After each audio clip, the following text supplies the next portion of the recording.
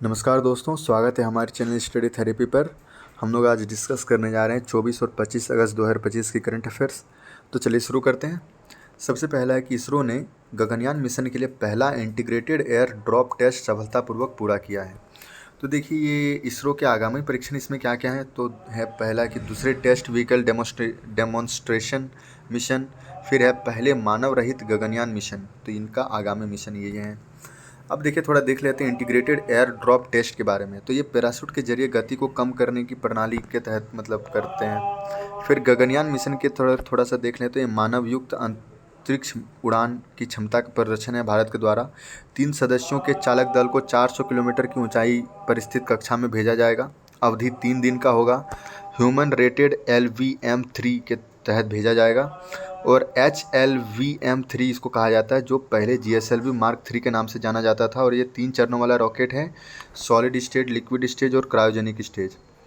तो यही बोल रहे हैं कि भारत जो है वो अमेरिका, चीन और रूस के बाद चौथा देश बन जाएगा जो कि अंतरिक्ष में मानव युक्त मिशन भेजेगा। इसमें थोड़ा सा देख लेते हैं राष्ट्रीय अंतरिक्ष दिवस कब मनाया जाता है। 23 अगस्त को। और आगामी भारतीय अंतरिक्ष मिशन जो है भारत अंतरिक्ष स्टेशन 2035 तक और 2040 तक चंद्रमा पर अंतरिक्ष यात्री भेजने का। और फिर चंद्रयान 4 शुक्र मिशन भी प्रस्तावित हैं। नेक्स्ट खबर की ओर बढ़ते हैं। तो एक संसदीय समिति है, कृषि, पशुपालन और खाद्य प्रसंस्करण संबंधी संसदीय स्थायी समिति। उन्होंने भारत के मवेशियों और भैंसों की कम दूध उत्पादन क्षमता को उजागर किया है। तो देखिए, राष्ट्रीय गोकुल मिशन जो है उनके तहत निर्धारण लक्ष्यों को प्राप्त करने में मवेशियों की देशज नस्लों के संरक्षण और विकास में राष्ट्रीय डेयरी विकास बोर्ड की भूमिका होती है और उन्हीं की यह समीक्षा की गई है। तो इसमें सबसे पहला है कि मवेशियों और भैंसों में देशज नस्लों की हमारी क्या स्थिति है। यही बोला गया है कि मवेशियों की 53 देसी नस्लों और भैंसों की 21 देशज नस्लों को हमारे भारत सरकार ने आधिकारिक तौर पर मान्यता दे रखी है। तो औसत दैनिक दूध उत्पादन जो है ना, इन सभी का ये बहुत कम होता है अंतर्राष्ट्रीय मानदंडों की तुलना में। और अगर इजराइल और अमेरिका से कंपैरिजन करें तो इजराइल का है 13,500 किलोग्राम प्रति वर्ष और अमेरिका का है 11,000 किलोग्राम प्रति वर्ष। और जबकि भारत का बहुत ज़्यादा कम है, 8.5 किलोग्राम प्रतिदिन अभी दे रहे हैं। अच्छा, 8.5 किलोग्राम प्रतिदिन तो ये क्रॉस ब्रीड वाले दे रहे हैं। और जो देशज हैं वो तो 3.5 किलोग्राम दे रहे हैं। और भैंसों में ये है 6 किलोग्राम दे रहे हैं, जो कि सोच रहे बहुत कम है ना। अच्छा, कम उत्पादकता के लिए जिम्मेदार कारक भी बताई गई है। तो सबसे पहला जो है वो है सीमित कृत्रिम गर्भाधान कवरेज। तो मात्र 30% प्रजनन योग्य बोवाइटीन यानी गोजाति तक ही सीमित है और 70% को तो ये कवर ही नहीं करती है। इसके बाद बोला है कि AI तकनीशियनों की कमी है भारत में। इसके बाद है वहनीयता, जैसे बोल रहे हैं कि 80% से अधिक जो मवेशियां हैं ना वो लघु देशज मवेशी है, वो लघु और सीमांत किसानों तथा भूमिहीन श्रमिकों के द्वारा ही पालित किया जाता है। तो उनके द्वारा अगर पालन किया जाएगा तो समझ ही रहे हैं थोड़ा सा कम उत्पादकता जरूरी है, क्योंकि उनको अच्छे से खान पान नहीं मिल पाएगा, उससे उस स्तर की सेवा नहीं मिल पाएगी। अच्छा, अब इसने संसदीय समिति ने कुछ सिफारिशें भी दी हैं। तो सबसे पहला सिफारिश जो है वो महत्वपूर्ण मवेशी और भैंस की नस्लों के लिए मानदंडों में संशोधन करने को कहा गया है। इसके बाद बोल रहे हैं कि समावेशी नस्ल सुधार कार्यक्रम, बोल रहे हैं कि भारत में ही जितने भी नस्ल हैं ना, उसी को अगर थोड़ा सा क्रॉस हाइब्रिडाइजेशन करवा के देखा जाए तो राज्यों से राज्य प्रमुख देशज नस्लों को शामिल कर सकते हैं इसमें। तो अगर मान लीजिए जैसे दिल्ली ही है, दिल्ली में तो नहीं है, जैसे हरियाणा देख लें तो हरियाणा के जो देशज नस्ल हैं उनके सबसे अच्छे नस्लों को ज़्यादा वरीयता दी जाएगी। जगह पे उनके जहाँ जहाँ क्लाइमेट सूट करती है वहाँ पर उसको रखा जाएगा, तो उस हिसाब से और ज़्यादा उत्पादकता में वृद्धि आएगी देशज नस्लों में। नेक्स्ट है जवाबदेही तय करना। जवाबदेही तय करना समस्याओं की जो जो वितरण करते हैं, सीमन स्टेशन पर बिक्री करते हैं, उन सब पर। फिर देखिए, मवेशी और भैंसों की देशज नस्ल के विकास के लिए शुरू की गई पहलें। तो सबसे पहला है कि राष्ट्रीय गोकुल मिशन जो है 2014 में शुरू की गई थी। यह देशज नस्ल विकास और संरक्षण के लिए एक प्रमुख योजना है। फिर त्वरित नस्ल सुधार कार्यक्रम, ये IVF तकनीक और सेक्स सॉर्टेड सीमन का उपयोग किया जाता है इसमें। फिर गोचिप और महिष चिप, ये जीनोम चयन उपकरण है एक प्रकार से। और भारत पशुधन ऐप, ये एकीकृत डिजिटल मंच प्रदान करता है पशुधन के लिए। अब चलिए नेक्स्ट खबर की ओर बढ़ते हैं। भारत को सेवा संचालित अर्थव्यवस्था से उत्पादन राष्ट्र बनाने की ओर आगे बढ़ना चाहिए। तो देखिए, संघर्ष, अभी व्यापार युद्ध और एक तरफा टैरिफ आदि के कारण जो है ना, एक प्रकार से इसमें इस भावना को बल मिला है। और देखिए इन्होंने भारत को एक उत्पाद राष्ट्र बनने की ओर मतलब बोला गया है इस रिपोर्ट के अनुसार। तो इसमें थोड़ा सा देखनी है हम लोगों को कि उत्पाद राष्ट्र होता क्या है। तो सबसे पहला है कि उच्च मूल्य वाले उत्पादों का पर्याप्त मात्रा में उत्पादन और निर्यात, और हम जो है कुल आयातक की बजाय कुल उत्पादक बन जाएंगे। अभी हम लोग कुल आयातक हैं, भारत ज़्यादा इंपोर्ट करता है। इसमें ये बोला गया है कि विविध क्षेत्रों में विविध बौद्धिक संपदा यानी इंटेलेक्चुअल प्रॉपर्टी आधारित समाधानों का भी निर्यात और निर्माण किया जाएगा। तो मतलब हम लोग सिर्फ लो एंड प्रोडक्शन नहीं करेंगे, हम लोग हाई एंड प्रोडक्शन भी करेंगे। मतलब उच्च तकनीकी जटिलताओं को शिक्षित और प्रशिक्षण करके हमारे यहाँ पे कौशल का भी विकास किया जाना चाहिए, और उसके आधार पर हम लोग बहुत उच्च प्रौद्योगिकी का भी मतलब निर्यात कर सकें। तो रणनीति क्या क्या होगी, आवश्यकता अभी क्यों है, सबसे पहले ये देख लेते हैं। तो रणनीतिक लाभ होगी, जैसे ताइवान जो है दुनिया का सबसे उन्नत चिप उत्पादक का उत्पादन करता है। फिर चीन जो है वो दुर्लभ भू खनिजों का एक अग्रणी उत्पादक है। आपूर्ति श्रृंखला में हिस्सेदारी हमारा बढ़ना चाहिए, वैश्विक आपूर्ति श्रृंखला में।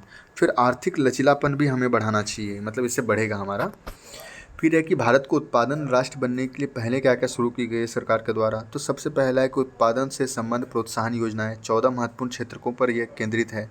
फिर डिजाइन से संबंधित प्रोत्साहन योजनाएं, सेमीकंडक्टर डिजाइन, फिर डिजाइन अवसंरचना निर्माण, इन सभी को ये वित्तीय प्रोत्साहन देते हैं। प्रमुख नवाचार मिशन जैसे राष्ट्रीय quantum mission, Atal innovation mission, India AI mission, तो ये सभी नवाचार मिशन के तहत भी इसको मतलब प्रोत्साहन दी गई है। राष्ट्रीय लॉजिस्टिक नीति, तो इसके जो लॉजिस्टिक जो मूल्य आती है उसको कम करने पर यह केंद्रित है। इसके बाद है आगे की पहलें, तो वैश्विक साझेदारी को बढ़ावा देना चाहिए, रिसर्च एंड डेवलपमेंट को प्राथमिकता देनी चाहिए, मानव पूंजी में निवेश करना चाहिए, नीतिगत समर्थन को हमें बढ़ावा देनी चाहिए। तो ये सब बात की गई है। नेक्स्ट है सुप्रीम कोर्ट के एक निर्णय के अनुसार अब बिना पुनर्भरण अध्ययन के रेत खनन को मंजूरी नहीं दी जा सकेगी। तो देखिए नेशनल ग्रीन ट्रिब्यूनल जो है राष्ट्रीय हरित अधिकरण द्वारा जम्मू और कश्मीर के 2022 की एक मंजूरी को रद्द करने के फैसले को सुप्रीम कोर्ट ने सही ठहराया है। तो उन्होंने यही कहा है कि पर्यावरणीय मंजूरी के लिए जिला सर्वेक्षण रिपोर्ट के साथ साथ पुनर्भरण डेटा भी अनिवार्य हो गया है। तो उन्होंने ये कहा है कि पुनर्भरण अध्ययन की अनिवार्यता हो गई है, और प्राकृतिक पुनरुत्पादन सिद्धांत यानी रेत के पुनर्भरण का अध्ययन भी एक जरूरी मतलब कदम है इसके अंतर्गत। अब रेत खनन की ओर थोड़ा सा देख लेते हैं। तो असीमित रेत खनन पर्यावरणीय प्रभाव ये कहा गया है, मतलब दीपक कुमार बनाम हरियाणा राज्यवाद में सुप्रीम कोर्ट के द्वारा। तो इसमें बोलते हैं कि किनारों का कटाव प्राकृतिक पर्यावरण का नुकसान होता है, भूजल का नीचे चला जाते हैं, जल वृत्तों का नुकसान होता है, जैव विविधता के लिए खतरा है, बाढ़ आने का खतरा है, जल की गुणवत्ता में गिरावट होती है इसके कारण से। फिर भारत में रेत खनन के लिए कानूनी ढांचा क्या क्या है। तो सबसे पहला है पर्यावरण संरक्षण अधिनियम 1986। दूसरा है दीपक कुमार, यही मैंने जो बताया दीपक कुमार हरियाणावाद, ये बोलते हैं कि रेत सहित सभी गौण खनिजों के लिए खनन के लिए पर्यावरणीय मंजूरी अनिवार्य कर दी गई है, इसी के तहत की गई थी, मतलब 2012 से ही। इसके बाद बोले गए हैं पर्यावरणीय प्रभाव आंकलन अधिसूचना 2016 में इसको संशोधित भी किया गया था। इसके अंतर्गत क्लस्टर आधारित आंकलन शुरू किए जाएंगे। पुनर्भरण अध्ययन को जिला सर्वेक्षण रिपोर्ट का एक अहम हिस्सा माना जाएगा। संधारणीय रेत खनन प्रबंधन दिशा निर्देश 2016 और प्रवर्तन एवं निगरानी दिशा निर्देश 2020, इसके तहत भी बोला गया था कि पुनर्भरण दर की गणना करना इसमें जरूरी है वार्षिक, पर अभी तो सुप्रीम कोर्ट ने इसको मतलब क्या बता दिया, अनिवार्य कर दिया गया है पुनर्भरण डेटा को। नेक्स्ट खबर की ओर देखते हैं। डीआरडीओ ने एकीकृत वायु रक्षा हथियार प्रणाली का पहला उड़ान परीक्षण सफलतापूर्वक पूरा कर लिया है। तो यही देखिए एकीकृत वायु रक्षा हथियार प्रणाली यानी IADWS integrated air defence weapon system. तो ये बहुस्तरीय वायु रक्षा प्रणाली है। क्विक, इसमें देखिए कुछ बहुत सारे चरण शामिल। तो सबसे पहला है कि quick reaction surface to air missile, ये डीआरडीओ ने विकसित किया है। छोटी दूरी मतलब 5 से 30 किलोमीटर तक ये सतह से हवा मार करेगी। सेकंड है advance very short range air defence system, ये अनुसंधान केंद्र इमारत इसके द्वारा विकसित किया गया है और ये main portable air defence system है। हाई पावर्ड लेजर आधारित डायरेक्ट एनर्जी वेपन, ये उच्च ऊर्जा प्रणाली और विज्ञान केंद्र द्वारा विकसित की गई है। ये लेजर डेवलपमेंट जो है इन डायरेक्टेड एनर्जी वेपन है, उनके प्रकाश की गति को लक्ष्य पर निशाना ये बना सकता है डायरेक्ट। इसके बाद जो नेक्स्ट हम लोग खबर की ओर बढ़ते हैं, वो पौधे जो हैं आर्थिक रूप से सबसे ज़्यादा नुकसान पहुंचाने वाली आक्रामक प्रजातियां भी बन गई हैं। तो इस पर अभी रिपोर्ट आया है, इस पर थोड़ा सा देख लेते हैं। तो दुनिया भर के समाज को $2.2 ट्रिलियन से ज़्यादा का नुकसान इससे हुआ है, मतलब आक्रामक प्रजातियों के कारण से। और पौधे जो हैं इनमें सर्वाधिक आर्थिक नुकसान पहुंचाने वाली आक्रामक प्रजाति है। तो आक्रामक प्रजातियों के बारे में थोड़ा सा देख लेते हैं। तो पौधे, जानवर तथा सूक्ष्म जीव जो हैं ये प्राकृतिक रूप से किसी देशज प्रजाति में नहीं होती। अगर वहाँ पर ये पहुँच जाती है और तेज़ी से फैल जाती है और देशज प्रजातियों को नुकसान पहुँचाना शुरू कर दे तो ये आक्रामक प्रजातियाँ मानी जाती हैं। भारत में आक्रामक प्रजातियों के कुछ उदाहरण देख लेते हैं। तो सबसे पहला लेटाना कमारा, फिर है पार्थिनियम हिस्टेरोफस यानी कांग्रेस घास भी इसको कहा जाता है। इसके बाद है आइकोर्निया क्रेसिपस यानी जलकुंभी यानी वाटर हिस्नेथ भी इसको कहा जाता है। फिर अफ्रीकी कैटफिश, ये देशज मछलियों की मतलब विविधता के लिए खतरा मानी जाती है, अफ्रीकी कैटफिश। तो 2-3 एग्जाम्पल याद रखिए। सबसे पहला तो यही है, कांग्रेसी घास याद रख सकते हैं, जलकुंभी यानी वाटर हिस्नेथ याद रख सकते हैं और अफ्रीकी कैटफिश याद रख सकते हैं। अच्छा, ये कांग्रेसी घास पर है ना, ये PYQ भी आया था 2018 या 19 में यूपीएससी प्रीलिम्स में। देखिए आक्रामक प्रजातियों के प्रभाव क्या क्या होते हैं। तो ये खाद्य श्रृंखला पर असर डालते हैं, जैसे एक संसाधन जो है वो छीन लेते हैं, पारिस्थितिक तंत्र को नुकसान पहुंचाते हैं, कृषि उत्पादकता को कम कर देते हैं और रोग भी फैलाते हैं, यानी पारिस्थितिकी संतुलन को ये बिगाड़ देते हैं। दूसरा है इसका प्रभाव जो है पारिस्थितिक तंत्र को मदद भी करते हैं। कैसे? जैसे दुर्लभ मामलों में आक्रामक प्रजातियां घटती विदेशी प्रजातियों की उत्तरजीविता सुनिश्चित करती है। जैसे विदेशी मधुमक्खियां जो हैं ये भारतीय मधुमक्खियों के परागण में मदद भी करती है, मतलब भारतीय मधुओं के परागण नहीं, फूलों के परागण में मदद करती है। अब देखिए नियंत्रण के उपाय इसको क्या क्या बताए गए हैं। तो सबसे पहले रोकथाम, यानी व्यापार, यात्रा और शिपिंग जैसे बेलास्ट वाटर प्रबंधन पर सख्त निगरानी। बेलास्ट वाटर प्रबंधन होता है, जैसे कोई शिप आती है दूसरे देश से, मान लीजिए अमेरिका से कोई शिप आ रही है, तो वहाँ पर जो है वो तो हो गया उत्तर अटलांटिक महासागर से शिप आ रही है हमारे हिंद महासागर में, तो जब वहाँ का उत्तर अटलांटिक महासागर का वो पानी रखती है अपने शिप के अंदर ना, तो अगर वो यहाँ पर आकर गिरा दे वो पानी को, तो फिर यहाँ पर वो जो मतलब जल में जो कीटाणु थे, बैक्टीरिया थे, वो यहाँ पर आ जाएंगे ना, तो उसी को कहते हैं बेलास्ट वाटर प्रबंधन। तो वो सब में निगरानी होनी चाहिए कि आप यहाँ नहीं गिरा सकते, आप कैसे कर सकते हैं वो सब को, है ना। फिर देखिए प्रसार रोकने के उपाय। तो पौधों की बीमारियाँ, शिकारी कीटों, परजीवी, रोगाणुजनक जैसे जैविक नियंत्रण उपाय अपना सकते हैं। यांत्रिक नियंत्रण भी हम लोग कर सकते हैं। रासायनिक नियंत्रण जैसे शाकानाशी, पीड़कनाशी, कीटनाशक, कवकनाशी, ये सभी का, है ना। उन्मूलन और पारिस्थितिकी तंत्र की पुनर्बहाली भी की जानी चाहिए, मतलब देशी प्रजातियों को फिर से लगाना। नेक्स्ट है उपभोक्ता संरक्षण अधिनियम। तो देखिए इस पर यह कहा गया है कि सुप्रीम कोर्ट के अनुसार कि आप उपभोक्ता फोरम जो है अपने सभी आदेशों को लागू कर सकते हैं, और केवल अंतरिम आदेशों को ही नहीं बल्कि उन्हें दीवानी अदालत की डिक्री या निर्णय की तरह माना जाएगा, मतलब शक्ति अब बढ़ा दी जाएगी। तो उपभोक्ता संरक्षण अधिनियम 1986 में वर्ष 2002 में किए गए संशोधन को गलती को सुधारा गया है इसमें, और अब जो होगा यह उपभोक्ता संरक्षण अधिनियम 2019 को लागू किया जाएगा। तो उपभोक्ता संरक्षण अधिनियम 2019 में केंद्रीय उपभोक्ता संरक्षण प्राधिकरण का गठन किया गया था, और इसके न्याय निर्णय प्रक्रिया को सरल बनाने के संबंधित प्रावधान थे, तो जो कि सुप्रीम कोर्ट ने इसको हामी भर दी। अब देखिए जेम्स वेब टेलीस्कोप के बारे में थोड़ा देख लेते हैं। तो इन्होंने यूरेनियस यानी अरुण यूरेनस ग्रह के 29वें चंद्रमा की खोज की है। अभी इसका नाम तो S2025U1 है, यूरेनियस 1 दिया गया है, लेकिन इसकी ओरिजिनल जो नाम है वो अंतर्राष्ट्रीय खगोलीय संघ द्वारा भी इसका आधिकारिक नाम चुनना बाकी है। तो अभी जब चुनेंगे तभी और देखेंगे, लेकिन याद रखिएगा इसको, S2025U1 जो है यूरेनियस अरुण की 29वें चंद्रमा की खोज है ये। अब जेम्स वेब टेलीस्कोप के थोड़ा जान लेते हैं। ये 2021 में नासा, यूरोपीय अंतरिक्ष एजेंसी और कनाडाई अंतरिक्ष एजेंसी के द्वारा मिलकर लॉन्च की गई थी।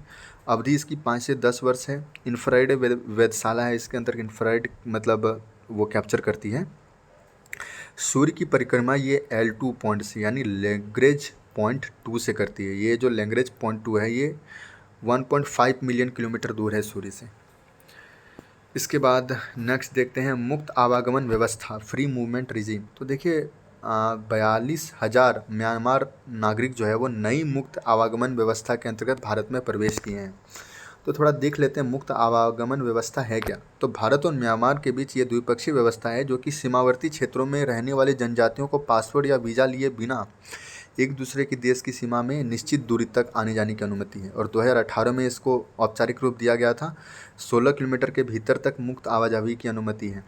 लेकिन 2024 में गृह मंत्री ने इसको समाप्त करने की घोषणा की थी, और लेकिन अभी फ़िलहाल तो इसकी औपचारिक अधिसूचना अभी तक जारी नहीं हुई है।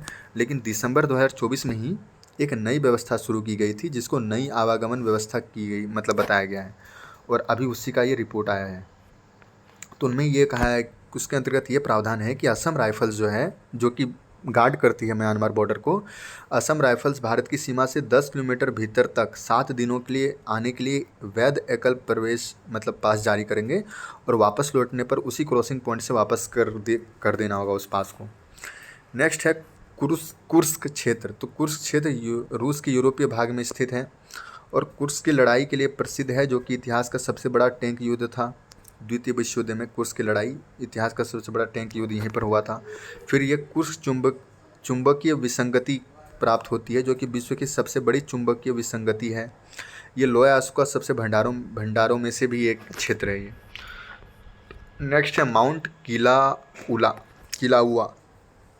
तो माउंट किलाउआ जो है हवाई द्वीप में है, और माउंट किलाउआ ज्वालामुखी के बारे में थोड़ा देख लें तो ये सक्रिय ज्वालामुखी है, अभी वही फटा है ना। नेक्स्ट चलते हैं हम लोग इंटरनेशनल बिग कैट अलायंस। तो नेपाल ने अभी आधिकारिक रूप से इंटरनेशनल बिग कैट अलायंस में शामिल हुआ है।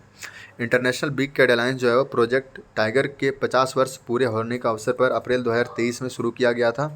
7 बिग कैट्स प्रजातियों का संरक्षण पर ध्यान दिया जाता है, यानी बाघ, शेर, तेंदुआ, हिम तेंदुआ, चीता, जैगवार और प्यूमा पर। भारत सहित 13 देश इसके सदस्य हैं। नेक्स्ट है फसल अवशेष। तो कृषि पारिस्थितिकी विविधता को ये नुकसान पहुंचा सकते हैं फसल अवशेष जो है वो, कीटों का प्रकोप इससे बढ़ जाता है। तो हालिया अध्ययन पर इसमें कुछ बिंदुओं पर बताया गया है, जैसे फसल अवशेष को जलाने पर मृदा के पोषक तत्व नष्ट हो जाते हैं, और दीर्घकाल में फसल उत्पादकता उस भूमि की नष्ट हो जाती है। और इसकी जो धुआं है ये वायु को भी प्रभावित करती है, जैसे कीट पतंगों और पक्षियों के प्राकृतिक कार्य इससे बाधित होते हैं, क्योंकि वो उड़ नहीं पाएंगे ना वहाँ पर। फिर प्राकृतिक शिकारियों की संख्या में भी कमी आ जाती है इसके कारण से, जैसे मकड़ियों, लेडी बर्ड के, मेंढकों, केंचुओं जो कि मृदा में पाए जाते हैं। तो अगर आप आग जलाइएगा तो वो सब में मतलब कमी आएगी ही। अब देखिए X guard fibre optics towed decoyed system. ये ऑपरेशन सिंदूर के दौरान एआई आधारित X guard fibre optics towed decoy प्रणाली तैनात की गई थी। एक्स गार्ड फोर्ड सिस्टम इसको कहा गया था। इजराइल की रक्षा कंपनी राफेल ने विकसित किया था इसको, और किसी भी विमान की ऑनबोर्ड इलेक्ट्रॉनिक वारफेयर उपकरण के साथ मिलकर इसको संचालित की जाती है। अब देखिए ये ऊंचाई मतलब दोनों तरीके से, कम और अधिक ऊंचाई पर मिल सकती है। सबसोनिक और सुपरसोनिक गति से भी इसका उपयोग किया जा सकता है। तो ये करता ये है कि मतलब जैम कर देता है, रडार को चकमा दे देता है। सबसे लास्ट खबर है विट्ठल भाई पटेल। तो विट्ठल भाई पटेल जो है वो सेंट्रल लेजिस्लेटिव असेंबली के प्रथम भारतीय अध्यक्ष रहे हैं, मतलब 1925 में विट्ठल भाई पटेल। और ये सरदार वल्लभ भाई पटेल के बड़े भैया थे। ये बॉम्बे विधान परिषद के सदस्य भी बने हैं। इंपीरियल लेजिस्लेटिव काउंसिल के लिए चुने गए थे 1918 में। फिर 1922 में मोतीलाल नेहरू और चित्तरंजन दास के साथ मिलकर स्वराज पार्टी का भी उन्होंने गठन किया था। स्वराज पार्टी का गठन इसलिए किया गया था क्योंकि 1922 में वो सब कह रहे थे कि हम लोग लेजिस्लेटिव असेंबली का चुनाव नहीं लड़ेंगे। कांग्रेस ने फैसला किया था 29वें अधिवेशन जो कि गया में हुआ था। लेकिन इन सभी का मानना था, चित्तरंजन दास, मोतीलाल नेहरू और विट्ठल भाई पटेल जी का, कि हम लोग मतलब चुनाव में भाग लेंगे लेजिस्लेटिव असेंबली के चुनाव में, क्योंकि अगर हम लोग भाग ही नहीं लेते तो दूसरे पार्टी लेजिस्लेटिव असेंबली में चले जाएंगे, और उन सब का मानना था कि इससे प्रभावित हो सकती है हमारे हित, क्योंकि फिर जो जैसा चाहेंगे वो अंग्रेज़ वो सब अपना पास कराते जाएंगे बिल वहाँ पर। तो भारतीय प्रतिनिधि, कांग्रेस के प्रतिनिधि को होना चाहिए वहाँ पर। तो इस बात को लेकर मतभेद था, तो इन्होंने अपना अलग से मतलब बहुत सारे लोग मिलकर 1922 में ही गया में जो अधिवेशन हुआ था 29वें अधिवेशन कांग्रेस का, उसमें मोतीलाल नेहरू और चित्तरंजन दास के साथ मिलकर विट्ठल भाई पटेल ने स्वराज पार्टी की गठन की थी, और यही स्वराज पार्टी मिलकर यहीं गई थी, जो कि 1925 में सेंट्रल लेजिस्लेटिव असेंबली के प्रथम भारतीय अध्यक्ष ये चुने गए थे। फिर देखिए 1923 से 1925 तक ये बॉम्बे के नगर निगम के मेयर भी रहे। चलिए आज के लिए तो करंट अफेयर्स इतना ही था। आपसे मिलते हैं अगले करंट अफेयर्स की वीडियो पर, तब तक उन्हें ध्यान रखिएगा। नमस्कार।